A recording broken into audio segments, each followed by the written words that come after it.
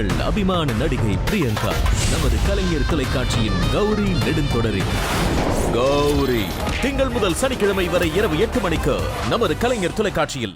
ஆன்லைன்ல வாங்குறதுக்குன்னு சில பொருட்கள் இருக்கும், ஆனா இதை கூட ஆன்லைன்ல தாங்க நான் வாங்குவேன் அப்படின்னா என்ன மாதிரியான பொருட்கள்லாம் நீங்க ஆன்லைன் வாங்குறீங்க? என் டாட்டர் வந்து காலையில 6:30க்கு காலேஜ் பஸ். அவளுக்கு ஆப்பிள் ஜூஸ் தான் வேணும். 6 மணிக்கு ஆப் ஓப்பன் ஆயிடும். 6:01க்கு நான் வெயிட் பண்ணுவேன் மடியில ஃபோனை வச்சுட்டு. உங்களுக்கு 6:01க்கு போட்டா 6 நிமிஷத்துல வரும் சார். ஆப்பிள் 6 மணிக்கு ஏதாவது ஒரு மளிகை கடையில கிடைக்குமான்னு மட்டும் சொல்லுங்க சார். அதுவும் ஃப்ரெஷ்ஷா கிடைக்கும். சிம்லா ஆப்பிள். நான் 6:15க்கு கொண்டு போய் என் காலேஜ்ல என் டாட்டரை விட்டுருவேன். இதுக்கு மேல என்ன சார் வேணும்? இது வரைக்கும் நான் வாங்கி எடுத்துட்டு வந்த முட்டையை வந்து உடைக்காம எடுத்துட்டு வந்ததில்லை. ஒரு 20 முட்டை வாங்கினேன்னா ஒரு 2வது ஏதாவது மிஸ் பண்ணுறேன், உடஞ்சி ஏதாவது ஆகிடும். நான் ரீசெண்டாக ஒரு ஃப்ரெண்டு வீட்டுக்கு போயிருந்தேன். அப்போ வந்து ஒரு ஆப்பில் வந்து வாங்கினாங்க ப்ரொவிஷன்ஸ்லாம். அப்போல்லாம் எக்கு அப்படியே வச்சுருந்தாங்க. எப்படி வந்துச்சுன்னொன்னே இல்லை இது பேக் பண்ணி அப்படியே வந்துடும் அப்படின்னோடனே எனக்கும் ஆர்டர் பண்ணும்போது நல்ல ஃபுல் பேக்டாக வந்துச்சு சார். ஒரு முட்டை கூட உடைக்காம எடுத்துகிட்டு வந்து அப்படியே கொடுத்தாரு. ஸோ எனக்கு அது ரொம்ப கன்வீனியன்ட்டாக இருந்துச்சு. இதை கூட ஆன்லைன்ல தான் ஆர்டர் பண்ணி நான் வாங்குறேன் அப்படின்னா என்னென்ன பொருள் வாங்குறீங்க? ஆக்சசரிஸ் தான் ஆன்லைனில் வாங்குவேன். Like rings, chains. நான் மாடலிங்கில் இருக்கிறதுனால எனக்கு அதிக ஆக்சசரிஸ் யூஸ் இருக்கும். ஸோ ஆன்லைனில் ஈஸியாக கிடைக்கிறதுனால ஐ வில் ப்ரிஃபர் ஆன்லைன். ரீசெண்டாக வாங்க ஆரம்பிச்சிருக்கிறது வந்து இந்த இளநீ. தப்பாடுறா, ஆ, இளநீ ஆன்லைன்ல வாங்குறீங்க? Okay. இளநீ ஆன்லைன்ல கிடைக்குது. இளநீ கடைக்காரருங்க வந்து நம்மளை கேட்பாங்க, நீங்களே சொல்லுங்கம்மா உங்களுக்கு எந்த இளநீ வேணும்னு. நம்ம அதில் பார்த்து பெரிய இளநியா இந்த இளநீ கொடுங்கண்ணா அப்படிம்போம். பார்த்தா ஒரு 2 நிமிஷத்துல டக்குனு தீந்து போயிடும். ஆனா ஆன்லைன்ல வாங்குறது வந்து ஒரு ஸ்டாண்டர்டைசேஷன் இருக்கு. எப்ப வாங்கினாலும் வந்து எனக்கு மினிமம் ஒரு 2 கிளாஸஸ் வந்துருது அதுல தண்ணி. ஆல்ரெடி நம்ம வெயிலா இருக்குன்னு சொல்லிட்டு தான் இளநீ குடிக்கணும்னு நினைக்கிறோம். அந்த வெயில்ல இறங்கி வெயில்ல போய் இளநீ வாங்கி குடிக்கிறத விட வீட்டுல உட்காந்து ஆர்டர் பண்ணி இளநீ குடிக்கிறது வந்து ஒரு சுகமான ஒரு. வேற சொல்லுங்க, ஆன்லைன்ல நீங்க பர்ச்சேஸ் பண்றதுக்கு காரணம் என்ன? நான் இப்போ வியர் பண்ணியிருக்க எல்லாமே ஆன்லைன் தான் வாங்கியிருக்கேன். இந்த வாட்ச், இந்த ஆக்சசரிஸ், இந்த செயின், இந்த ஷர்ட், இந்த இந்த ஃபேண்ட் எல்லாமே ஆன்லைன் தான் வாங்குறேன். ஏன் நான் ஆன்லைனில் வாங்குறேன் அப்படின்னா எனக்கு வந்து ஒரிஜினல் ப்ராடக்ட் ஆன்லைனில் இருக்கிற மாதிரி ஃபீல் ஆகுது. ஏன்னா இந்த ஷாப்பில் வந்து பார்த்தீங்கன்னா மோஸ்ட்டாக காப்பி ப்ராடக்ட் தான் வச்சுருக்காங்க. பாரிஸ் வந்து 9,000 ரூபாய் 20,000 ஷர்ட்டு என்கிட்ட 600 ரூபாய் இருக்குது ப்ரோ அப்படின்னு சொல்கிறாங்க. அது எந்த அளவுக்கு உண்மைன்னு எனக்கு தெரியல. கடையில போய் வாங்காம நீங்க ஆன்லைன் பர்ச்சேஸ் பண்றதுக்கு காரணம் என்ன? இப்போ நான் ட்ரெஸ்ஸு கடைக்கு போகிறேன் அப்படின்னா நான் சைஸ் எல்லாமே பார்த்து வாங்குவேன். அங்கே இருக்கிற லைட்டிங்ஸில் அப்போ நான் பார்க்குறப்ப எனக்கு வந்து சூப்பராக செட் ஆகுது அப்படின்னு தோணும். அதுவே வந்து நான் வாங்கிட்டு வந்து வீட்டில் போட்டு பார்க்குறப்ப கொஞ்சம் லைக் அப்போ பார்த்ததை விட இப்போ வந்து கம்மியாக தெரியும் அழகு. பட் நான் வந்து சில கடையிலலாம் முன்னாடி எழுதி போட்டிருப்பாங்க, பில் போடுற இடத்துல no refund or no exchange பண்ண முடியாது அப்படின்னு போட்டிருப்பாங்க. அங்கே போயிட்டு நான் அவங்ககிட்ட வாக்குவாதம் பண்ணிட்டு இருக்க முடியாது. இதே வந்து நான் ஆன்லைனில் வாங்கினேன் அப்படின்னு பார்த்தீங்கன்னா 10 days வரைக்கும் ரீஃபண்டபிள் இருக்குது. அதே மாதிரி எக்ஸ்சேஞ்சும் இருக்குது. அதனால வந்து நான் ஆன்லைனை ப்ரிஃபர் பண்ணுறேன். சொல்றது பார்த்தா போட்டு பார்த்து ரிட்டர்ன் பண்றதுக்காகவே ஆன்லைன் ஷாப்பிங்ல ஆர்டர் பண்ற மாதிரி இருக்கு. ஏன் நீங்க என்ன கடை வச்சிருக்கீங்க? மளிகை கடை வச்சுருக்கேன். கடையில வந்து மாத்திக்கிறதுக்கு அனுமதிக்கிறீங்களா? ஒரு வாரத்துக்குள்ள வந்து எந்த பொருள் இருந்தாலும் கூட மாற்றிக்கிறலாம். ஒன்றும் நான் மோஸ்ட்லி பார்த்த வரைக்கும் எந்த கடையிலுமே மாற்றல. எக்ஸாம்பிள் நான் ஒரு ஜீன் வாங்கினேன், அது 2000. என்னோட வீடு வந்து மாதவரம். நான் வந்து ட்ராவல் பண்ணி டி நகர் வரைக்கும் போயிட்டு ஐ பை 1 ஜீன், அது 2000. நான் வீட்டுக்கு வந்து ட்ரையல் பண்ணி பார்க்கும்போது அந்த ஃபிட் எனக்கு ஒழுங்காக செட் ஆகலை. ஸோ நான் திரும்பி ரிட்டர்ன் கொடுக்க போகும்போது அவங்க ஃபஸ்ட்டே சொல்லிட்டாங்க 1 டைம் தான் நான் எக்ஸ்சேஞ்ச் பண்ணுவேன் அப்படின்ட்டு. ஸோ நான் எக்ஸ்சேஞ்ச் பண்ணி அதுக்கு அடுத்த சைஸ் வாங்கிட்டு வந்துட்டேன். ஆனால் அந்த உள்ள பட்டன் வந்து அது சரியில்லை, உடஞ்சிட்டு. வீட்டுக்கு வந்தோன்னே உடஞ்சிட்டு. ஸோ இப்போ நான் திருப்பி பஸ் சார்ஜ் எனக்கு வேஸ்ட்டு. எனக்கு அந்த 2000 வேஸ்ட்டு. அந்த ஜீனை நான் இப்போ வரைக்கும் யூஸ் பண்ணவே இல்லை. இப்போ கடையில நீங்க போய் வாங்குறதுக்கும் ஆன்லைன்ல ஷாப்பிங் பண்றதுலயும் என்ன அட்வான்டேஜா நீங்க ஃபீல் பண்றீங்க? ரீசெண்ட் டைமில் ஒரு டேபிள் ஆர்டர் பண்ணியிருந்தேன். இதில் என்ன அட்வான்டேஜ்னா என்னோட இந்த வீட்டில் இந்த மூலையில் செட் ஆகுமா அப்படிங்கிறத என்னால் பார்க்க முடியும். இது கடையிலயும் நிறைய டிஸ்ப்ளே வச்சிருக்காங்களே, நீங்க எதாவது வாங்குறீங்கன்னா நீங்க மாடல்லாம் வச்சு அதை சார் நான் பார்க்கலாம். என் வீட்டில் வச்சு நான் பார்க்க முடியும் சார் 3Dயில். அந்த ஆஃப்லைனில் அந்த இது கிடையாதுல்ல. ஆன்லைன்ல பர்ச்சேஸ் பண்றதுக்கான காரணம் என்ன? Fish and sea foods and meats முதற்கொண்டு ஆன்லைனில் கிடைக்குது. ஒர்க்கிங் ஹார்ஸில் நம்ம வந்துட்டு அதை வாங்கி க்ளீன் பண்ணி எல்லாம் பண்ணுறதுன்றது ரொம்ப டயரிங்கான ஒர்க்கு. ஸோ அதனால அதையும் நாங்கள் ஆன்லைனில் ப்ரிஃபர் பண்ணுறோம். பிகாஸ் ஃப்ரெஷ் அண்ட் க்ளீனாக கிடைக்குது. சமைச்சு கொடுங்கன்னா அதையும் கூட பண்ணி கொடுத்துருவாங்களா? அதுக்கும் இருக்குது. அதுக்கும் இருக்கு. அதுக்கும் இருக்குது. இப்போ மேம் சொன்னாங்க நிறையா சிக்கன் மீட் எல்லாமே வந்து நாங்கள் ஆன்லைனில் ஆர்டர் பண்ணுறோம். கண்டிப்பாக ஆன்லைன் ப்ரைஸுக்கும் ஆஃப்லைன் ப்ரைஸுக்கும் கம்பேரிசன் பண்ணி பாருங்கள். இப்போ நான் வந்து இன்னைக்கு நிலைமையில் பார்த்தா 220 rupees சிக்கன் கொடுத்துட்ருக்கேன். 2 முட்டை ஃப்ரீயாகவும் கொடுத்துட்ருக்கேன். ஆன்லைனில் பார்த்தீங்கன்னா 280 rupees பண்ணிக்கிட்டு இருக்கேன். ஆனால் அது ஃப்ரெஷ்ஷாக இருக்கான்னு உங்களுக்கு தெரியாது. இப்போ நீங்கள் கடைக்கு வந்தீங்கன்னா கண்டிப்பாக நான் உங்கள் கண்ணு முன்னாடியே க்ளீன் பண்ணி கட் பண்ணி உங்ககிட்ட கொடுப்பேன். ஆனால் அதே ஆன்லைனில் வந்து ஃப்ரோசன் சிக்கன். இந்த ஆன்லைன் ஷாப்பிங் வந்ததுக்கப்புறம் குறு வியாபாரிகள், சிறு வியாபாரிகள் இவங்கெல்லாம் என்ன மாதிரியான பிரச்சனைகளை நீங்க சந்திக்கிறீங்க? அந்த அக்கா சொன்னாங்க ஃபர்ஸ்ட்டு நான் வந்து வாழை இலை பூலாம் வாங்குறேன்ட்டு.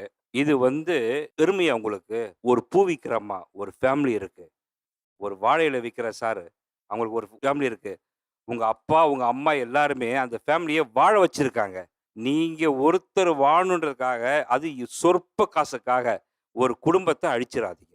மறந்த பொருளை தானே சார் வாங்குறோம். என்னால திருப்பி சமைக்க முடியுமா? ஸ்டவ் ஆஃப் பண்ணணும், நான் வீட்டை பூட்டணும், என்னோட டோர்லாம் செக் பண்ணணும், என் மெய்டு நான் விட்டுட்டு போகணும். நான் விட்டுட்டு போயிட்டு திருப்பி நான் மறந்த 2 பொருளை போய் திருப்பி அதே இடத்துக்கு போய் நான் வண்டி எடுத்துட்டு போனாலே பெட்ரோல் காசு. இந்த மாதிரி ஒரு பூ விற்கிறதோ ஒரு இலை வாங்குறவங்களோ நம்ம வாங்காமல் போகும்போது அந்த குடும்பம் பாதிக்குது அப்படின்னு நீங்கள் சொல்கிறீங்க இல்லையா?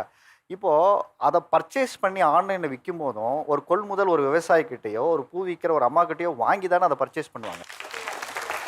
ஹோல்சேலர் இருக்காருங்க பார்த்தீங்களா, அவங்கள்ட்ட இருந்தால் இந்த பூக்காரம்மாவும் இந்த வாழை இலை விற்கிறவரும் வாங்கிட்டு வராங்க. அந்த ஆன்லைன் பண்ணுறவங்க வந்து அவங்களுக்கு மேலே யார் இருக்காங்களோ அவங்கள்ட்ட வந்து வாங்கிட்டு வராங்க. அதாவது நேரடி கொள்முதல் ஒரு டிஸ்ட்ரிபியூட்டர் கிட்ட வாங்கிறாங்க, மொத்தமாக இருக்கிறவங்க கிட்ட கொள்முதல் ஆமாம் பண்ணிடுறாங்க. ஆமாம் ஆமாம். அதுக்கு அடுத்த நிலையில இருக்கக்கூடிய வியாபாரிகளுக்கு வருமானம் போகாம இது அங்கேயே தடைபட்டுறதுன்னு சொல்ல கண்டிப்பாக கண்டிப்பாங்க. இப்போ நான் வந்து vegetable meet and diary products பண்ணிக்கிட்டு இருக்கேன். இப்போ வந்து இப்போ ஹோல்சேல் நான் கார்லிக் ஹோல்சேல் பண்ணிக்கிட்டு இருக்கேன் கோயம்பேடு மார்க்கெட்டில். நான் ஆன்லைன் பண்ணுறவங்களுக்கும் சப்ளை பண்ணுறேன் சரிங்களா. அவங்க என்ன பண்ணுறாங்கன்னா பல்காக எடுத்துடுறாங்க, 10 மூடை 20 மூடைன்னு பல்காக எடுத்துடுறாங்க. இப்போ நம்ம வந்து ரீட்டைல் வியாபாரி என்ன பண்ணுறாங்கன்னா எடுத்து ஃப்ரெஷ்ஷாக அன்னைக்கே பண்ணிடுறாங்க. ஏன்னா அவங்ககிட்ட ஃப்ரீசரில் எதுவுமே கிடையாது. ஆனால் ஃப்ரெஷ்ஷாக இப்போ தக்காளி 2 கூட எடுத்துகிட்டு போய் சேல்ஸ் பண்ணுறாங்க. ஃப்ரெஷ்ஷாக போயிடுது, அன்னைக்கே போயிடுது. அறுவடையிலேருந்து ஒரு நைட் அறுவடை பண்ணுறாங்கன்னா காலையில் மார்க்கெட்டுக்கு வந்துடுது, காலைல ரீட்டைல் கடைக்கு போயிடுது, ஆஃப்டர்நூனே வந்து வீட்டுக்கெல்லாம் போயிடுது சரிங்களா. அதே வந்து ஆப்பில் பார்த்தீங்கன்னா எடுத்துகிட்டு போயிட்டு ஃப்ரீசரில் வச்சு எத்தனை நாள் வெஜிடபிள் ஃப்ரீசரில் பண்ணாலும் உங்களுக்கு தெரியாது, அது ஃப்ரெஷ்ஷே கிடையாது. நீங்கள் குழம்புல போட்டு பண்ணும்போது டேஸ்ட்டே கொடுக்காது உங்களுக்கு. அதே நீங்கள் ஃப்ரெஷ்ஷாக பண்ணால் கண்டிப்பாக டேஸ்ட் இருக்கும். நான் நகை வணிகம் பண்ணுறேன் சார். தங்கம் வெள்ளி வைரம் வந்து சிறு வணிகர். நான் ஒரு திருக்குறள் சொல்லி ஆரம்பிக்கிறேன். வணிகர் செய்வோர்க்கு வணிகம் பேணி பிறவும் தம்போல் செயின். இதனுடைய அர்த்தம் என்னென்ன அப்படின்னா, எனக்கு ஒரு பொருள் வாங்கும்போது நான் எப்படி அதை வந்து நூதனமாக பார்த்து வாங்குவனோ அதே முறையில் என்னுடைய நுகர்வோருக்கு நான் தரமாக கொடுக்கணும் அப்படின்றது தான் வணிகரோட நோக்கம். இதுதான் அந்த திருக்குறள் சொல்லுது. அப்போது நான் வந்து ஒரு பொருளை நல்லா தரமாக செஞ்சு என்னுடைய நுகர்வோருக்கு கொடுக்கும் பட்சத்தில் அந்த ஒரு பாயிண்ட் வந்து ஆன்லைனில் அடிபட்டு போகுது சார். அவங்க வந்து யாரும் அந்த நுகர்வோரை பார்க்கறதே கிடையாது. அவங்க இதே இன்ஸ்டோரில் வந்து பார்த்தீங்கன்னாக்கா நாங்கள் வந்து அவங்கள ஃபேஸ் டு ஃபேஸ் மீட் பண்ணுறோம். அதனால் எனக்கு செய்கிற மாதிரி அந்த பொருளை என் வீட்டுக்கு நான் எப்படி செய்யணும் அந்த மாதிரி தரமாக அதை செஞ்சு மகிழ்விக்கிறேன் அவங்கள. இது வந்து ஆன்லைனில் கிடைக்கவே கிடைக்காது சார். தங்கம் வைரம் வெள்ளி இதெல்லாம் வாங்குறதுல என்னெல்லாம் மக்கள் ஏமாந்து போகிறதுக்கு வாய்ப்பு இருக்குது ஆன்லைனில், அதை சொல்லுங்கள். ஆன்லைனில் நீங்கள் தங்கம் வெள்ளி வைரம் வாங்கினாலே கண்டிப்பாக ஏமாந்து தான் சார் போவீங்க. ஏன்னா நீங்கள் ஃபர்ஸ்ட் ஆஃப் ஆல் ப்ரைஸ் கம்பேரிசனே பண்ண முடியாது சார். ஏன்னா நீங்கள் அந்த பொருளை வந்து டச் அண்ட் ஃபீல் பண்ணும்போது உங்களுக்கு அதனுடைய டெக்ஸ்சர் பார்க்கலாம், அதனுடைய கலர் பார்க்கலாம். நீங்கள் வந்து ஃபோட்டோகிராஃபியில் வந்து கலரை என்ஹான்ஸ் பண்ணி உங்களுக்கு கொடுக்குறாங்க. இதை வந்து நீங்கள் அங்கே ஆன்லைனில் பண்ணும்போது ஏமாந்து தான் போவீங்களே தவிர இதே நீங்கள் இன்ஸ்டோரில் கோல்டில் அப்படி செய்ய முடியுமா? 100% வந்து இப்போ ஹால்மார்க் வந்து முத்திரை இருக்குது, 916 இருக்குது. கோல்டுக்கு மட்டும்தான் ஹால்மார்க் இருக்குது. அதில் பதிக்கக்கூடிய கற்களுக்கு வந்து எந்த ஒரு தரச்சான்றிதழும் யாரும் தர்றதில்லை. அதில் இருக்கக்கூடிய அந்த வைரங்களில் தான் பெரும் வகையில் ஏமாத்து நடந்துகிட்டு இருக்கு. நாங்கள் டெய்லி 4 பேரை பார்த்துட்டு இருக்கோம். இப்போ அதை வந்து இவங்க ஆன்லைனில் வாங்கிட்டு திருப்பி இதை இன்ஸ்டோர்ஸ்க்கு தான் எடுத்துட்டு வந்து மதிப்பீடு பண்றாங்க. அப்ப நாங்க வந்து கடையை மட்டும் எப்படி நம்பி வாங்குறது? நீங்க தரமோட கொடுப்பீங்கன்னு அதை தான் சொல்றேன் உங்களுக்கு. இப்ப நீங்க என் கையில வாங்குறீங்க, இந்த ஹால்மார்க்குக்கு வச்சிருக்கிற இந்த பேராமீட்டர்ஸ் வந்து வைரத்துக்கு கடையில வைக்கல இல்ல. அது பிரைவேட் செக்டார்ல அதுக்கு சர்டிபிகேஷன்ஸ் கொடுக்குறாங்க. ஜெமாலஜிக்கல் இன்ஸ்டிடியூட் ஆஃப் அமெரிக்கான்னு ஒரு பிரைவேட் செக்டார் இருக்கு, இன்டர்நேஷனல் ஜெமாலஜிக்கல் இன்ஸ்டிடியூட் அப்படின்னு சொல்லிட்டு ஒரு செக்டார் இருக்கு. அவங்க சர்டிஃபிகேட் பண்றாங்க. ஆனா இவங்க வாங்கக்கூடிய எந்த நகைகளுக்கும் அந்த பர்டிகுலர் 2 கம்பெனிஸ் சர்டிஃபை பண்ணல.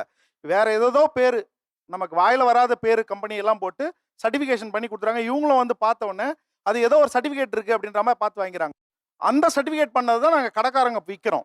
இப்போ அவங்க இன்கேஸ் வாங்கி எடுத்துட்டு போய் வெளியே எங்கேயாவது செக் பண்ணிட்டு நல்லா இல்லைன்னு சொன்னாக்கா நாங்கள் பதில் சொல்றதுக்கு ரெடியா இருக்கோம்.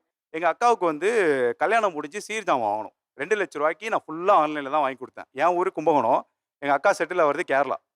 ஒரே ஒரு விஷயம் வந்துட்டு மிஸ் ஆகிடுச்சு, இண்டக்ஷன் ஸ்டவ். அது வந்து ஒரு பெரிய எலக்ட்ரானிக்ஸ் விற்கிற ஒரு பெரிய கடை. அங்கே போயிட்டு ஒரு இண்டக்ஷன் ஸ்டவ் வாங்குகிறோம். அந்த இண்டக்ஷன் ஸ்டவ் ஒர்க் ஆகலை. இப்போ நான் என்ன பண்ணுறேன், அந்த கடைக்கு போகிறேன், நான் உனக்கு சரி பண்ணி தரேன்ப்பா அப்படின்னு சொல்லி என்னை 1 வாரம் அலைய வச்சாங்க. அதனால் என்ன ஆச்சுன்னா என்னால் கேரளா கொண்டு போக முடியல அந்த ப்ராடக்ட்டை. நான் 2 மாதம் கழிச்சு அதுக்கப்புறம் தான் கேரளா கொண்டு போகிறேன். இதுவே நான் இதையும் சேர்த்து ஆன்லைன்லேயே போட்டிருந்தேன்னா எனக்கு ஈஸியாக ஷிப்மெண்ட் முடிஞ்சிருக்கும். சொல்லுங்க, ஆன்லைன்ல என்னெல்லாம் வாங்கி ஏமாந்துருக்கீங்க சொல்லுங்க. கொரோனா பீரியட் வந்து நம்மளுக்கு இருந்துச்சு. அப்பையில நம்ம வந்து லாக்டவுன்ல எல்லாருமே இருந்தோம். நம்ம வீட்டில் வந்து ஓனா ஒரு பிஸ்னஸ் பண்ணலான்னு சொல்லிட்டு பேப்பர் பிளேட் மெஷின் ஆர்டர் போட்டோம் சார். அந்த மெஷினும் வந்துச்சு சார். நாங்களும் வெப்சைட்ல தான் போட்டோம். வந்துச்சு 50,000 ரூபாய் வந்து நாங்க வந்து ஆன்லைன்லயே பே பண்ணிட்டோம் சார். வந்துச்சுன்னா உள்ள மோட்டரே இல்ல சார். மோட்டரே இல்லையா? மோட்டரே இல்ல. கடைசியா சரி ரீஃபண்ட் ஆப்ஷன் இருக்கும், இந்த மாதிரி ஓடல, இல்லைன்னா ரிட்டர்ன் பண்ணிட்டு வேற ஏதாவது வாங்கிக்கலாம் அப்படின்னு சொல்லி அந்த வெப்சைட்டுக்குள்ள போனா வெப்சைட்டே ஓப்பன் ஆகல சார். சரி அப்படியே அடிச்சு பிடிச்சி எப்படியோ அந்த நம்பர் கால் பண்ணாங்க சார். அந்த நம்பர் கால் பண்ணா நம்பர் பிளாக்ல இருக்கு சார். ஸ்கேமிங் வந்து எல்லா இடத்துலையுமே நடக்குது. ரிலையபிள் சோர்சஸ் அப்படின்றது எல்லா இடத்துலையுமே இருக்கு. ஆன்லைன் ஷாப்பிங் வந்து நாங்கள் கண்டினியூஸாக பண்ணுறவங்க, so we know what is reliable what non reliable அப்படின்னு சொல்லிட்டு. இப்போ நான் பொசுக்குன்னு ஒன்று போயிட்டு 20,000 ரூபாய் இருக்க ஒரு பொருளை நீங்கள் 10,000 ரூபாய் கிடைக்குதுன்னு சொல்லிட்டு தான் அதை போய் ஷாப்பே பண்ணுறீங்க. ஓகேவா? நீ வந்து 20,000 ரூபாய் கொடுக்குற பொருளை 20,000 ரூபாய் நான் கொடுக்கு வாங்குறேன் அப்படின்னு சொல்லிட்டு ஆன்லைன் வாங்குனீங்கன்னா அது நல்லா தான் இருக்கும். வெளியே 20,000 ரூபாய் விற்கிறான், 10,000 ரூபாய் எனக்கு ஆன்லைனில் கிடைக்குதுன்னு சொல்லிட்டு நீங்கள் 10,000 ரூபாய் மிச்சம் பண்ணணும்னு சொல்லிட்டு போய் வாங்குற இதுதான் ஏதோ ஒரு சோர்ஸ் தெரியாத ஒரு சோர்ஸில் போய் வாங்க தான் அப்படி ஆகுது. அதைத்தாம்மா பிரச்சனைன்னு சொல்கிறோம். அதைத்தான் சொல்கிறோம். நீங்கள் ஒத்துக்கிட்டீங்கல்ல, அதுதான் நடக்குதுன்னு சொல்கிறோம். நான் ஆன்லைனில் வந்து பார்த்தீங்கன்னா மொபைலுக்கு வந்து பார்த்தீங்கன்னா இந்த பேட்டரி சார்ஜ் பண்ணுறது வச்சுருப்பாங்களே கையில், அது புக் பண்ணேன் சார். ஆனால் வந்த ப்ராடக்ட் வந்து பார்த்தீங்கன்னா சுத்தமாக ஒர்க் ஆகல. ரிட்டர்ன் போட்டாலும் போக மாட்டேங்குது, அது கஸ்டமர் கேருக்கு கால் பண்ணாலும் ரெஸ்பான்ஸ் வரல. க்ராசரிஸு சில இது பார்த்தீங்கன்னா எக்ஸ்பைரி ஆன டேட்டே நான் ரிசீவ் பண்ணியிருக்கேன். யாரு பொறுப்பா இருப்பாங்க யாரு பொறுப்பா இருக்க மாட்டாங்கன்னு நம்ம கெஸ் பண்ண முடியாது. ரொம்ப சின்ன சின்ன எழுத்துல எழுதி இருக்கும் எக்ஸ்பைரி டேட். ஒன்னொன்னு எக்ஸ்பைரி டேட் செக் பண்ணி வாங்கணுங்கிறது நம்மளோட responsibility. Of course it is a responsibility. ஆனா ஒரு ஆன்லைன் போர்ட்டல்ல இருந்து நம்ம வாங்குறோம்னா that online portal takes the responsibility of giving you that assurance. உங்க கையில ஒரு பொருள் வருது, எக்ஸ்பைரி டேட் பாக்குறீங்க, தப்பா இருக்க எக்ஸ்பைரி டேட்டுக்கு உடனே என்ன பண்றீங்க? கம்ப்ளைண்ட் ரைஸ் பண்றீங்க.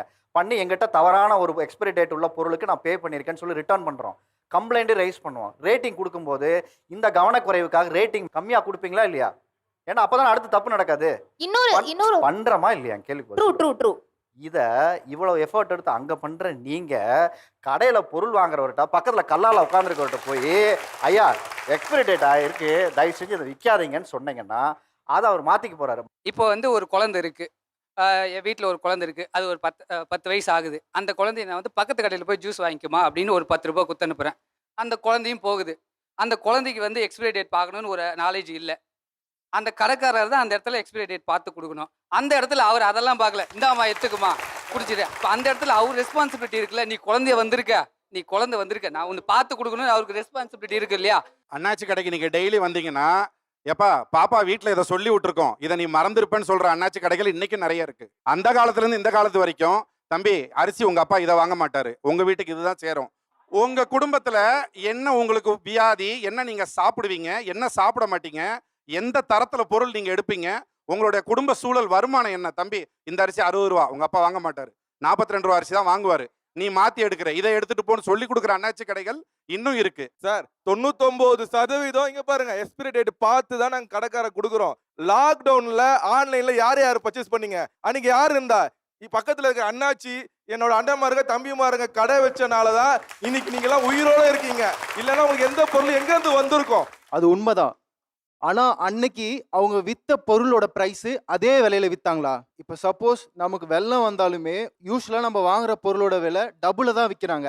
அவங்க சொன்ன அதே ஒரு கரிசனம் வந்து உன் அப்பா இங்க தான் வாங்கினாரு, 50 ரூபாய்க்கு இந்த அரிசி தான் வாங்குவாரு அப்படின்னு சொன்ன அந்த மனசு ஏன் அந்த டைம்ல வர மாட்டேங்குது? பஸ் ஸ்டாண்டாக இருக்கட்டும், இப்போ இங்கே நம்ம மெரினா பீச் கூட எடுத்துக்கோங்களேன். அங்கே எம்ஆர்பி ரேட் இப்போ ஒரு ஐஸ்கிரீம் வாங்குறோம் அப்படின்னா 20 ரூபா போட்டிருக்கோம். நான் ஏன்னா 20 ரூபா கேட்டு விற்கிறீங்க அப்படின்னு நான் கேட்டேன்னா, இது பீச்சுப்பா, இங்கே வந்து 25 ரூபாய்க்கு தான் கொடுப்போம். அப்படி கிளம்பாக்கம் பஸ் ஸ்டாண்டு போனால் இது பஸ் ஸ்டாண்டுப்பா, ஒரு இட்லி 20 ரூபா, 2 இட்லி ஒரு 50 ரூபாய்க்கு பார்த்தா 3 இட்லி கொடுப்பாங்க சார். இது வந்து ஜாஸ்தியாக தானே இருக்குது. இது பேண்டமிக் டைமில் தண்ணி கேன் வந்து 35 ரூபாய், அது எல்லாருக்கும் தெரிஞ்ச விஷயம். அவங்க தெரிஞ்சுட்டே 60 ரூபாய் சார்ஜ் பண்ணாங்க. அந்த டைமில் கரண்ட்டும் இல்லை, வீட்டில் இருக்க வாட்டர் பியூரிஃபைலாம் ஒர்க்கும் ஆகலை. தண்ணி கேன்லேருந்து ஆரம்பித்து ஸ்நாக்ஸ்லேருந்து பால் மட்டும் இல்லை சார், அன்றாடம் யூஸ் பண்ணுற எல்லா விஷயத்துலையுமே ப்ரைஸ் அதிகமாக தான் இருந்துச்சு. இப்போ நிறைய டாக்ஸிக்கான ஆப்ஸ் இருக்கு. டிராஃபிக் டைம்ல பீக் ஹவர்ஸ்ல என்ன சார்ஜ் பண்றாங்க? நார்மல் சார்ஜ் பண்றாங்களா? இல்ல சார், அட்மிஷன்ல என்ன சார்ஜ் பண்றாங்க? நைட் டைம்னா ஒரு சார்ஜ், பீக் ஹவர்ஸ்ல ஒரு சார்ஜ், ஃபெஸ்டிவல்ல ஒரு சார்ஜ் இருக்கா இல்லையா? ஆமா சார். டிமாண்ட் இன் சப்ளை இருக்கா இல்லையா? இருக்கு சார். இது உண்மைதான் சார், அக்செப்ட் பண்ண வேண்டிய விஷயம் தான். உற்பத்தி வர்றது வந்து குறையிறப்போ மார்க்கெட்ல ரேட்டு ஏறும். அன்னைக்கு அதே ஆன்லைன் செக் பண்ணீங்கன்னா கடையை விட 10 ரூபாய் அதிகமா இருக்கும். நீங்க சொன்னீங்க, எல்லாருமே சொன்னீங்க வியாபாரிகளோட வந்து தொழில் குடும்பம் வந்து வீணாகுது அப்படின்னு சொல்றீங்க. ஆனா இன்னைக்கு அவங்க மேடம் வந்து சட்டம் கூட சொன்னாங்க. ஆனா இன்னைக்கு எல்லா இடத்துலையுமே வந்து ஃபேஸ் பண்ணக்கூடிய ஒரு விஷயம் என்னன்னா, எல்லாத்துக்குமே பொருள்கள் சரியா போய் சேருதா? சமுதாயத்துல ஏற்றத்தாழ்வுகள் இல்லாம பொருள்கள் சேருதா? இவன் ஒரு பொருள் வாங்கணும், இந்த நெய்யை நீ யூஸ் பண்ணணும் அப்படின்னா, நீ யாரு? உனக்கு எல்லாமே ஈக்குவலா கிடைக்குது. ஆனா ஆன்லைன்ல ஜாதி மதம் இந்த பிரிவினை இல்லாம கொடுக்கப்படுது. தவறான கருத்து. ஐயா எல்லா வியாபாரியும் நான் சொல்லலைங்க. ஆன்லைன்ல பார்க்கப்படுவதில்லை. இது தவறான கருத்து. ஜாதி மதமே கிடையாது. ஐயா எல்லா வியாபாரியும் நான் சொல்லலைங்கயா. ஒரு நிமிஷம் இருங்க. ஏய் நீங்க உட்காருங்க, நான் பேசுறேன். அண்ணா நான் கேக்குறேன். நான் பேசுறேன். ஒரே நிமிஷம். ஐயா தப்ப இங்க யாரும் அக்னாலேஜ் பண்ண முடியாது. புரியுதுங்களா? நீங்க முதல்ல பேசிட்டு போயிடுவீங்க. எவ்வளவு பேரை பாதிக்கும் தெரியுமா? ஆன்லைன்ல என்ன ஷாப்பிங் பண்றாங்க, கடையில என்ன பிரச்சனை இருக்குன்னு பேசிட்டு இருக்கோம். அங்க சாதி பார்த்து கொடுக்குறாங்க. நீங்க மனசாட்சியத்தோடு சொல்லுங்க, கடைக்கு போகும்போது யாராவது சாதி பார்த்து உங்கள்கிட்ட பொருள் விற்கிறாங்களா? நீங்க எல்லாம் பேண்டமிக்ல போய் ஒவ்வொருத்தரும் கடையா போய் உங்க உயிரை காப்பாத்திக்க காய்கறியும் பொருளும் வாங்கும் போது என்ன சாதின்னு கேட்டு உங்களுக்கு பில்லு போட்டு கொடுத்தாங்களா? இல்லைங்க ஐயா. என்ன சாதின்னு கேட்டு பில்லு போட்டு கொடுத்தாங்களா? சொல்லுங்க. அப்படி சொன்னா நானே கேக்குறேன். இன்னைக்கு ரங்கநாத் ஸ்ட்ரீட்ல அவ்வளவு கடை இருக்கு. எவ்வளவு கடைக்கு போறாங்க? என்ட்ரி போடுறீங்களா? என்ன சாதின்னு கேட்டு என்ட்ரி போட்டா உள்ள போறீங்க. என்ட்ரி கேட்டா சட்டை போட்டு வாங்கிட்டு வரீங்க. என்ட்ரி போட்டா ஜாமான் வாங்கிட்டு வரீங்க. ஐயா நிறைய கடைக்கு போறீங்க. எல்லா கடையும் தாங்க. நகை கடைக்கு போறீங்க. என்ன சாதி கேட்டு உங்க நகை கொடுக்குறாங்களா? நீங்க எல்லாருமே மனசாட்சியை தொட்டு சொல்லுங்க. இங்க இருக்க இத்தனை பேர் நீ கை தூங்க. அப்படி யாராவது நடக்குதா? நடக்கலன்னா கை தூக்குங்க. ஐயா நான் உங்களை புண்படும்படி பேசியிருந்தா என்ன மன்னிச்சிருங்க. இப்ப நீங்க பேசுனதே பார்த்துருப்பீங்க. இந்த பக்கம் நியாயமா இருந்தா இவர்கிட்ட கேட்கறேன், அந்த பக்கம் நியாயமா இருந்தா அங்கிட்ட கேட்கறேன். சார் சாதி மதம் இல்ல, ஆனா ஏற்றத்தாழ்வு இருக்கு. சாதி மதம் கிடையாது. எங்கேயுமே ஏற்றத்தாழ்வு இல்லம்மா. எங்கேயுமே ஏற்றத்தாழ்வு இல்ல. என்னோட எக்ஸ்பீரியன்ஸ்ல நான் சொல்றேன். இப்போ ஒரு கடைக்கு போறோம்னா 10,000 ரூபாய்க்கு மேல நீங்க வாங்குறீங்களா, அவங்கள ட்ரீட் பண்ற விதம் வேற மாதிரி இருக்கும். இல்ல எனக்கு வந்து ஆக்சுவலி 1000 ரூபீஸ்க்கு கம்மியா ஏதாவது காமிங்க, 500 ரூபீஸ்க்கு உள்ளதான் எனக்கு ப்ராடக்ட்ஸ் வேணும் அப்படின்னு சொன்ன உடனே அவங்க வந்து நம்மளுக்கு கொடுக்குற அட்டென்ஷன் டிராஸ்டிக்கா கம்மியாயிடும். நான் வந்து ஒரு 10,000 ரூபீஸ்க்கு இல்ல நீங்க இன்னுமே நீங்க சரியா புரிஞ்சுக்கல. ஃளைட்ல போற நீங்க பிசினஸ் கிளாஸ்ல குடுக்குற சர்வீஸ் எகனாமிக் கிளாஸ்ல குடுக்குறாங்க. நான் அத தப்புன்னே சொல்லல. இல்ல நான் அத தப்புன்னே சொல்லல. ஆனா அத ஃபேஸ் பண்ண வேண்டிய அவசியம் எனக்கு ஆன்லைன்ல வராம இருக்கு. முடிதான் வாழ்க்கை என்பவர்கள் வெர்சஸ் முடியை மிகைப்படுத்தாதீர்கள் என்பவர்கள். I'm like a princess, always gotta keep my head up. You can see my head down, know I call it bad luck, name Gucci. I'm the kind of girl, I'm from the bottom, reached out to the mass, quit trash, and now I got my own place, while I'm a top end. My looks, my walk-in, superstar swag, you know I be rocking. Now I'm the underdog, I think about money. ஒரு மனிதனோட புற அழகை முடி எவ்வளவு தீர்மானிக்குதுன்னு நினைக்கிறீங்க? ஒரு கவிஞர் வந்து ஒரு பெண்ணை வர்ணிக்கிறேன்னு நினைச்சாலே முதல்ல அவர் மனசுல வர்றது வந்து அவளுடைய தலைமுடிதான். கூந்தல் கருப்பு, ஆஹா குங்குமம் சிவப்பு, அப்படி ஒரு பாட்டு வருது. உன் கருங்கூந்தல் அலைப்பாய அவர் என்ன சொன்னார், அவங்க அப்படி திருப்பி பாடுவாங்க. என் கருங்கூந்தல் கலைந்தோடி மேகங்களாக, இப்படி நிறைய பாடல்கள், திரைப்பட பாடல்கள் பார்த்தீங்கன்னா கூந்தலுடைய சிறப்பை எடுத்து சொல்லுது. பெண்களுக்கு அழகு தரதே கூந்தல் தான். எந்திரிச்சு நிக்கிறீங்களா? ஓ மை காட், கால் உயரத்துக்கு இருக்கு. வந்து எவ்வளவு வருஷமா வளர்த்துறீங்க? இது வந்து ஒரு 12th வரைக்கும் வந்துட்டு எனக்கு இவ்வளோதான் இருந்துச்சு. ஸோ அதுக்கப்புறமா கொஞ்சம் கொஞ்சமாக வளர்ந்து கொஞ்சம் ஸ்பீடாக போயிடுச்சு. வெளியில போகும்போது இவ்வளவு நீளமா முடி வச்சிருக்கிறத வந்து உங்களை எப்படி அடையாளப்படுத்துறாங்க? சொல்ல போனா என் நேமே தெரியாது ஆஃபீஸ்ல. அந்த நீட்டு முடி பொண்ணு, அந்த பெரிய முடி பொண்ணு, பெரிய முடி பொண்ணு, பெரிய முடி பொண்ணு, அப்படிதான் வந்து நிறைய பேருக்கு வந்து தெரிய ஆரம்பிச்சதே அப்படிதான். எனக்கு வந்துட்டு 9th வரைக்கும் சுத்தமா முடி இருக்காது. 7th வந்துட்டு மொட்டை அடிச்சாங்க. எனக்கு மொட்டை அடிச்சதுக்கு அப்புறமேட்டு தான் வளர ஆரம்பிச்சு. ஈவன் 12th வரைக்கும் கூட எனக்கு அதிகமா முடி இருக்காது. இவ்வளோ ரொம்ப ஷார்ட்டா தான் இருக்கும். அப்புறம் இது எப்படி வளர்ந்துச்சுன்னு தெரியல. வீட்டில் நிறைய மெயின்டைன் பண்ண ஆரம்பிச்சதுனால அது அப்படியே அதிகமாக வளர ஆரம்பிச்சிட்டு. அதே மாதிரி அபிங்கிறது கொஞ்சம் காமனான நேம் தான். ஆனால் வெளில நான் போகும்பொழுது இந்த லாங் ஹேர் அபி இருக்கால, அவளை அந்த பொண்ணு அப்படின்னு சொல்லி தான் என்னை ஐடென்டிஃபையே பண்ணுவாங்க. உங்க வாழ்க்கையில ஏன் முடி இவ்வளவு முக்கியமானதா மாறிடுச்சு? எல்லாருமே ஷார்ட்டா வச்சுக்கிறாங்க, எல்லாருமே கலரிங் ப்ரிஃபர் பண்றாங்க. ஸோ அதெல்லாம் இல்லாம நான் இருக்கும்போது அதுவே நான் வந்து யூனிக்கா தெரியற மாதிரி ஒரு ஃபீல். லைக் 90ஸ்ல பிறந்த எல்லா கிட்ஸுக்குமே இந்த டைம்ல எல்லாருமே லைக் எப்படின்னா ஃபெதர் கட் அந்த மாதிரி டிஃப்ரெண்ட் ஹேர் ஸ்டைல்ஸ்லாம் வந்து ட்ரை பண்ணி எல்லாருக்குமே ஹேர் ஃபால் ஆயிடுச்சு, டென்சிட்டி போயிடுச்சு. ஸோ நான் அதை பண்ணக்கூடாது, நான் இருக்கிறத மெயின்டைன் பண்ணணும், எனக்கு இருக்கிற டென்சிட்டி நான் மெயின்டைன் பண்ணணும்னு சொல்லிட்டு இப்போ வரைக்குமே சின்ன வயசுலேருந்து இது வரைக்கும் சலூன் போனதே கிடையாது. அண்ட் நானே தான் ஹேர் கட் பண்ணிப்பேன். நிறைய கிண்டல் பண்ணுவாங்க, எப்படி மெயின்டைன் பண்ணுற, டிப்ஸ் ஏதாவது சொல்லு அப்படின்னு சொல்லுவாங்க. அப்புறம் காலேஜெல்லாம் படிக்கும்போது பிட்டெல்லாம் இதுக்குள்ளே வச்சுப்பெல்ல தெரியாது யாருக்கும் அப்படியெல்லாம் சொல்லுவாங்க. ஓகே, அந்த மாதிரியான இதெல்லாம் இருக்கும். நீங்கள் எந்திரிங்க, உங்களுக்கு எவ்வளோ நீளம் இருக்குன்னு நான் பார்த்துக்கிறேன். நீங்களும் நின்னுங்கம்மா வரிசையா. ரீசெண்டாக நடந்தது என்னன்னா, ஃப்ரெண்ட்ஸோட வெளில போகும்போது ஒரு 4, 5 போலீஸ் இருந்தாங்க. அங்கேருந்து வந்து, மேம் உங்க கூட ஒரு ஃபோட்டோ எடுத்துக்கலாமா?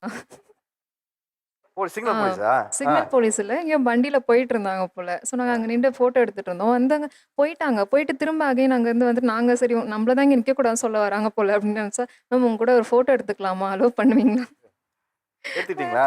இல்ல இல்ல. எடுக்கல. ம்ஹ்ம். ஓகே. ஒரு மாரி டக்குன்னு இதுவாயிருச்சு. என்னடா அது போலீஸ் யாருன்னு அங்கேருந்து தெரியாது அவரு. திடீர்னு வந்தவர் அதனால போலீஸ்கார் வர ஃபோட்டோ இருக்குன்னு கேட்குறாரு. அதனால வேண்டாம் அப்படின்னு வேணான்னு சொல்லி. சொல்லிட்டு ஓடியான்ட்டீங்க அங்கேருந்து. ஒரு ஒருத்தவங்க வந்து மோர் தென் 3 மந்த்ஸ் பின்னாடியே வந்திருக்காங்க. எனக்கு தெரியவே இல்ல. அது ஷால் போட்டிருக்கீங்களா? முடியான்னு டவுட் வந்திருக்கும்னு நினைக்கிறேன். நெறைய டைம் அதுவா கூட யூஸ் பண்ணியிருக்கேன். ஒரு டைம் அன்கம்ஃபர்டபுளா இருக்கும்போது ட்ரெஸ்ஸ நான் ஏதாச்சும் போட்டிருக்க ட்ரெஸ் எனக்கு அன்கம்ஃபர்டபுளா ஃபீல் ஆச்சுன்னா, இத வச்சு அட்ஜஸ்ட் பண்ணிப்பேன். அண்ட் அந்த இன்சிடென்ட் பார்க்க போனா, அந்த பையன் 3 மாசம் மேல பின்னாடி சுத்தி, நான் வந்து நம்பர் எந்தெந்த இடத்துக்கு போறேனோ, Google Pay பண்ற இடத்துல போய் நம்பர் வாங்கி, அந்த Google Payல வந்து 1000 மெசேஜ் அனுப்பிச்சிருப்பேன். நான் உங்கள வந்து இந்த மெட்ரோல இந்த டைம் பார்த்தேன். எனக்கு நீங்க பார்த்துருக்கீங்களா தெரியல. எனக்கு ஞாபகம் இல்ல. அந்த மாரி எல்லாம் சொல்லிட்டு. கூந்தலை மெயின்டைன் பண்ணுறதுக்கு என்ன பண்ணுறீங்க? நான் வந்து completely corporate girl. Morning 9 to evening 10 வரைக்கும் ஒர்க் இருந்துட்டே தான் இருக்கும். ஸோ மெயின்டெயின் என்ற ஒரு வார்த்தைக்கே டைம் இல்ல எனக்கெல்லாம். இப்போ பேசுனாங்க இல்லைங்களா, அவங்க எங்கள் அக்கா தான். ஒன்றுமே பண்ணலன்னு சொல்கிறாங்க. வாரம் முடிக்கு தான் ஸ்பெண்டே பண்ணுவாங்க. உங்களுக்கு எந்த ஊர்? பெங்களூர் தாங்க. நல்லா தமிழ் பேசுகிறீங்களே நீங்கள் வந்து. முடினாலே நீங்கள் என்ன வரும் அப்படின்னு அழகாக பேசுகிறீங்களே. சொல்லுங்கள், உங்கள் அக்கா என்ன மாதிரி முடி மெயின்டைன் பண்ணுறதுக்கு வீட்டில் செலவு பண்ணாங்க, அதை சொல்லுங்கள். முடிக்கே வைக்குவாங்கன்னு நினைக்கிற ஒரு 6K 7K. ஸோ எண்ணெய், என்னவோ ரோஸ்மெரி இலை, அந்த இலை இந்த இலை எல்லாம் இருக்கவங்க எங்கள் வீட்டில். எல்லா இலை இருக்கவங்க. ஏன்னா பவுடரு என்ன எல்லாமே போடுவாங்க. ஒன்றுமே போடலன்னு ஒன்றுமே சொல்ல முடியாதுங்க. ஸோ அவங்களுக்கே தோணுங்க, நான் கட் பண்ணிடலாம். நெக்ஸ்ட்னாலே வந்து சொல்லுவாங்க, நான் கட் பண்ணிட்டா வேறங்க எப்படி என்ன பார்க்குவாங்க. ஸோ என்னை முடினால தான் என்ன தெரியவே தெரியுது. நான் அந்த முடி கட் பண்ணிட்டேன், நான் எங்கே போவேன்? அந்த ஃபேம் போயிடும். இல்லை, அவங்க செய்கிற வீட்டில் இந்த மெயின்டெனன்ஸாக பார்க்கும்போது உங்களுக்கு என்ன கடுப்பாகுது? எங்கே பார்த்தாலும் முடியே இருக்கோங்க. சீப்பெட் தான் முடி இருக்கோங்க. எங்க பெட்ல பக்கத்தில் உட்காந்தா முடி இருக்கோங்க. முடி இல்லாத பிளேஸே இருக்கு. வீட்டில் ஃபுல்லும் முடி இருக்கோங்க. உங்களுக்கு எவ்வளோ நீளம் முடி இருக்குமா? பார்க்கலாம், எந்திரிச்சுனுங்க.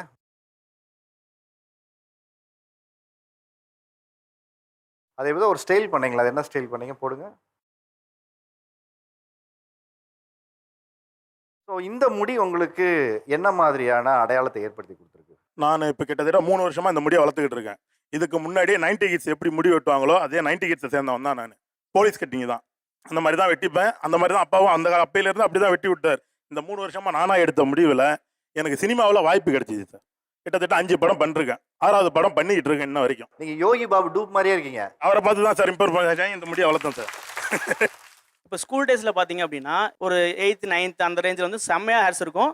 ஸோ ஃபுல்லாக பங்கு தான் வைப்பேன். சார் அடித்தாலும் சரி அடுத்த வச்சுட்டு அது மாதிரி தான் போயிட்டு இருப்பேன். கொஞ்சம் கொஞ்சமாக கொட்ட ஆரம்பிக்கும் போது என்னோட அப்பியரன்ஸ் மாற ஆரம்பிக்குது. காலேஜ் டேஸில் இன்னமுமே அதிகமாக கொட்டுது. ஸோ அதுக்கப்புறம் வந்து ஒரு 2019 அப்புறம் பார்த்தீங்கன்னா எனக்கு அந்த பீரியடில் வந்து ஆல்மோஸ்ட் இந்த முன்னாடி இருக்க ஹேர்ஸ் ஃபுல்லாக காலி. ஸோ பார்க்கவே நமக்கு வந்து ஒரு செல்ஃபி எடுக்கும் போதோ இல்லை வந்து ஒரு இன்டர்வியூக்கு போகும்போதோ இல்லை ஒருத்தர் பேசும்போதோ ஒரு செல்ஃப் கான்ஃபிடன்ஸ் நமக்கு குறையும். ஸோ இதுக்கு என்னடா பண்ணலாம் அப்படின்னு சொல்லி தேடிட்டே இருக்கும்போது ஸோ ஹேர் டிரான்ஸ்பிளான்ட் ஒரு விஷயம் இருக்குது. ஸோ அது பண்ணால் நமக்கு ஹேர் கிடைக்கும்னு ஒரு தெரியுது. ஒரு 2019 ஒரு ஃபங்க்ஷன் போகும்போது நல்ல ஒரு கான்ஃபிடன்ஸ் கிடைக்குது. ஸோ இது வந்து மக்களுக்கு போய் சேரணும் அப்படின்னு நான் நினச்சேன். ஹேர் டிரான்ஸ்பிளான்ட் பற்றி ஒரு அவேர்னஸ் வந்து மக்களுக்கு தெரிவிச்சிட்டு இருக்கேன். ஸோ எனக்கு தெரிஞ்ச இது வரைக்கும் ஆல்மோஸ்ட் 1000 மெம்பர்ஸ்க்கு மேலே என்கிட்ட பேசினதுக்கப்புறம் ஹேர் டிரான்ஸ்பிளான்ட் பண்ணியிருக்காங்க. மேலே கொடுங்க அப்படி. சார் ஆக்சுவலி என்னோட லைஃப்பில் வந்து என்னோட ஹேர் தான் வந்து ஒரு மெயின் ரோலாக ப்ளே பண்ணுது. ஏன்னா லைக் இப்போ நீங்கள் ரொம்ப சேடாக இருந்தீங்க, லைக் எப்படி நெக்ஸ்ட் டே ஸ்டார்ட் பண்ணுறதுன்னு தெரியாமல் இருக்கும்போது நீங்கள் பார்க்கும்போது உங்கள் ஹேரே வந்து உங்களுக்கு ஒரு கான்ஃபிடென்ஸ் கொடுக்குது. இந்த மாதிரி லைக் ஏய் நீ செமையாக இருக்க, எதுக்கு நீ வந்து லைக் ரொம்ப லோவாக ஃபீல் பண்ணுற, like I am there for யூன்னு சொல்லிட்டு ஒருத்தவங்க இருக்கிற மாதிரி எனக்கு ஃபீல் ஆகும் சார். அப்புறம் என்னோட ஃபேமிலி சர்க்கிள்லாம் வந்து இது லைக் எனக்கு ஒரு ஐடென்டிட்டியாக இருக்குது. லைக் நான் இப்போ classical dancer, Bharatanatyam dancer. So வந்து லைக் எல்லாருமே சொல்லுவாங்க அந்த லாங் ஹேர் கேர்ள் அப்படிலாம் சொல்லுவாங்க. கின்னஸ் வேர்ல்ட் ரெக்கார்டில் வந்து ஹேர் வந்து ரெப்ரசன்ட் பண்ணணும் என்னோட பாட்டியோட லைக் கனல் ட்ரீம் அது. ஓகே, அதுக்கு எவ்வளோ ரெக்கார்டு இது வரைக்கும் இருக்குது? எவ்வளோ பெருசாக வளர்ந்துருக்காங்கன்னு? சார் ஐ திங்க் இப்போதைக்கு 14 to 15 மீட்டர்ஸ் வரைக்கும் இருக்குன்னு 14 to நினைக்கிறேன். 15 மீட்டர்ஸ். அதுக்கு மேலே பண்ணாதான் கின்னஸ் வேர்ல்ட் ரெக்கார்ட் வரும். நீங்கள் எந்திரிச்சுங்க, உங்களுக்கு எவ்வளோ முடி இருக்குன்னு பார்க்கலாம். ஓகே, நீங்களும் கிட்டத்தட்ட ஆக்சுவலி கட் பண்ணிட்டேன் சார் 10 இயர்ஸ் கழிச்சு ஃபர்ஸ்ட் டைம். அப்படியா? எப்போ கட் பண்ணீங்க? Last month. எவ்வளோ வச்சுருந்தீங்க அதுக்கு முன்னாடி? அவ்வளோ தூரம் இருந்தது. சொல்லுங்கள், முடி ஏன் முக்கியம்னு நினைக்கிறீங்க? ஹெல்த்தில் நல்ல ஸ்ட்ரென்த்தனாக இருக்கணும், நல்ல டெஃபிஷியன்சிலாம் இல்லாமல் விட்டமின்ஸு எல்லாமே நல்லா இருக்கணும் அப்படின்னா ஃபஸ்ட்டு ஹேர் ப்ராப்ளம் வரும் சார். அதில் நம்ம காமிச்சு கொடுத்துரும் சார். அதனாலே வந்து கொஞ்சம் டேக் கேர் எடுத்துக்கிறது ரொம்ப நல்லது சார். முடி வந்து ரொம்ப முக்கியம், முடி தான் முகத்தின் அழகை தீர்மானிக்குது, அதுதான் வந்து ஆரோக்கியம் இப்படின்லாம் சொல்லும்போது முடி முக்கியம் இல்லைன்னு நீங்கள் சொல்ல வந்திருக்கீங்களே, ஏன் முடி முக்கியம் இல்லைன்னு சொல்ல வரீங்க? சொல்லுங்கள். முடி இருந்துட்டா ஹெல்த்திங்கிறதே மித்து தான். முடி எவ்வளவோ முடி வச்சுருப்பாங்க. இப்போ நான் ஃபிசியோதெரபிஸ்ட், என்கிட்ட சர்வைக்கல் பெயினுக்கு வருவாங்க, டிஸ்க் பல்ஜுக்கு வருவாங்க. நல்ல ஹேர் இருக்கிற நிறைய பேர் கிட்னி டிரான்ஸ்பிளான்டேஷனுக்கெல்லாம் போயிருந்துருக்குறாங்க. இதெல்லாம் நான் பார்த்துருக்கேன். வெறும் ஹேர் மட்டும் அவங்களோட ஹெல்த்தோட இம்ப்ரெஷனாக வச்சுக்க முடியாது. யாருக்கு வேணாலும் முடி இருக்கலாம், அப்புறமேல் இல்லாமலும் போகலாம் இல்லைங்க. அப்போ நம்ம ஜெனரேஷனை வந்து அஃபெக்ட் ஆகிற மாதிரி ஒரு மித்தா முடி இருந்தால் தான் ஹெல்த்தி, முடி இருந்தால் தான் அழகு, அந்த மாதிரி வைக்கிறதுனால மக்கள் அந்த கல்ச்சருக்கு ஈடு கொடுக்கறதுக்காக டை அடிக்கிறது, ஹேர் டிரான்ஸ்பிளான்ட் பண்ணுறது, இதில் எல்லாம் ஏகப்பட்ட சைடு எஃபெக்ட் இருக்குங்க. அவங்க மெயின்டைன் பண்ணுறதுக்காக கெமிக்கலை நோக்கியெல்லாம் போகிறப்போ நிறையா மைக்ரைன், சர்வைக்கோஜெனிக் பெயின் இந்த மாதிரியெல்லாம் வர ஆரம்பிக்குது. இதில் வந்து எல்லாத்தையுமே நார்மல் ஆக்கணும். முடி அழகு மாதிரி மொட்டையும் அழகுங்கிற ஒரு நார்மல் கேரக்டர் வரணும். உங்கள் பக்கத்தில் ஒருத்தர் உட்காந்துருக்காரு, அவர் ஏன் தொப்பி போட்டிருக்காரு? தொப்பி வந்து முடியலன்றதுக்காகலாம் போடல, நான் எப்பவுமே போடுறது தான். இப்போ தான் முடி கொட்டுச்சு. நான் 20 வயசில் கல்யாணம் பண்ணேன். இப்போ என் ஒய்ஃபு தான் அவங்கள்ட்ட மைக்கை கொடுங்க சொல்கிறேன். மின்னல் வாட்டர் எதுக்கு யூஸ் பண்ணலாம்? அவங்க தலைக்கு ஒரு நாளைக்கு 30 ரூபா, எனக்கு ஒரு நாளைக்கு 1500 ரூபா சம்பளம், பூக்கல்ல வேலை செய்கிறேன். வயிற்றோட முடி முக்கியமா சார்? எனக்கு சின்ன வயசுல லென்த்தாக இருக்கும் சார் ஹேர். மேரேஜ் ஆகி இந்த ஊர் கடலூருக்கு வந்த உடனே நிறைய முடி ஹேர் ஃபால் ஆயிடுச்சு. அதனால நேட்டிவ் வந்து நெய்வேலி, அந்த தண்ணி மினரல் வாட்டர் மாதிரியே இருக்கும். அதனால ஒரு வேளை கொட்டுதோ அப்படின்னு சொல்லிட்டு ஹேர் வாஷ் பண்ண மட்டும்தான் சார் அதை வாங்கி யூஸ் பண்ணுறேன். அது பயன்படுத்துறதுனால குறைஞ்சிருக்கா உங்களுக்கு? ஹேர் ஃபால் கம்மியாக இருக்குது சார். இந்த தண்ணி எனக்கு செட் ஆகல சார். சார், என்ன முடி இருக்கும்போது அவங்களுக்கு பிடிக்காது. ஐயோ நீங்கள் ரொம்ப அழகாக இருக்கிறீங்க, உங்களுக்கு எப்படியாவது மொட்டை அடிச்சிடணும், ஏன்னா எல்லா பொண்ணும் பார்க்குது உங்களை. ஆமாம் சார், உண்மையிலே செம்ம அழகாக இருப்பாங்க சார். எல்லா பொண்ணுங்களும் சைட் அடிக்கும் சார். நான் பிளாக்காக இருக்கேன்றதுனால வெள்ளையாக இருக்க பொண்ணுங்களாம் பார்த்தாலே எனக்கு பிடிக்காது சார். ஆனால் இப்போ அவங்க என்ன சொல்கிறாங்களா, முடி இருந்திருக்கலாமோ? பிடிக்காது, எனக்கு ஜெலஸ் ஆகுறது அது வேற. ஆனால் வந்து இல்லாமலும் இருக்க முடியாது இல்லை, ஃப்ரெண்ட்ஸ் முன்னாடி போனால் அது ஒரு மாதிரி இருக்கும்ல. இப்போ நீங்களும் அதை ட்ரை பண்ணுங்க, நேச்சுரலாக ஏதாவது முடிய இன்க்ரீஸ் பண்ணுறதுக்கு எதாவது பண்ணுங்க சார். இப்போ இவங்க சொல்கிறாங்கன்ட்டு நான் போய் ட்ரீட்மெண்ட் எடுத்தா என் கூட இருக்கிற ஃப்ரெண்ட்ஸுங்க என்ன சொல்லுவாங்கனாக்கா, சொட்டையாக தானடா இருந்த, எப்படா முடி வந்தது, விக்கு வச்சுன்னு வந்துட்டியா? அதுக்கு நான் சொட்டையாகவே இருந்துட்டு போயிடுவேன் சார். வரும்போதெல்லாம் என்ன டோப்பாவா எதுக்கு சார் இது? நான் சொட்டையாகவே இருக்கிறேன், நான் அழகாக இருக்கிறேன்றது எனக்கு தெரியும், அவங்களுக்கு தெரியணுன்றது எனக்கு அவசியமே இல்லை. உங்களுக்கு முடி போயிடுச்சு, அவர் உங்களை வேணான்னு சொல்லியிருந்தாருன்னா, அவர் வெளியில் கூட்டு போகும்போது நீ இதை வந்து மறைச்சிட்டு வாமான்னு சொன்னார்னா கஷ்டமாக தான் சார் இருக்கும் இல்லையா? இந்த சமூக அழுத்தம் என்னவா இருக்குன்னா, நமக்கு பிடிச்சவங்களே எப்படி இருக்கணும்னு நாம தீர்மானிக்கிறத விட்டுட்டு அவங்களுக்காக ஒரு நிர்பந்தத்தை ஏற்படுத்தும் போது நான் ஏன் அப்படி இருக்கணும்னு அவர் கேட்கிறாரு. உங்கள் அபிமான நடிகை பிரியங்கா நமது கலைஞர் தொலைக்காட்சியின் கௌரி நெடுந்தொடரில் கௌரி திங்கள் முதல் சனிக்கிழமை வரை இரவு 8 மணிக்கு நமது கலைஞர் தொலைக்காட்சியில்.